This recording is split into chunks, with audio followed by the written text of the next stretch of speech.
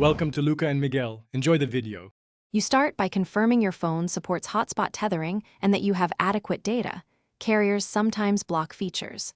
Once done, enable the hotspot in settings and set a strong password so only your device connects. If you plan USB tethering, connect the cable now and trust the computer. Make sure battery is above 30% or keep the phone on charge. These early steps let you proceed without extra setup screens later, and they prevent accidental public access. Next, you reduce visible indicators by adjusting notification priority for the hotspot service.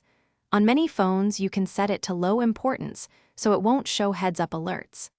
Once done, use the Quick Settings tile to toggle tethering, or for advanced control use, ADB commands to start tethering silently from a connected computer. Also change the hotspot timeout and enable private MAC or single device settings so the device broadcasts less. Finally, test the client device to confirm it connects and has internet access. Check signal strength and data counters to avoid surprises. Once done, keep an eye on battery and cellular usage and make sure to re-enable any important notifications you suppressed for security reasons. If the client won't connect, restart tethering or toggle airplane mode briefly on the host. If that fails, reset network settings on the host device. One key tip: carrier blocks or software updates often cause issues, so recheck settings after updates.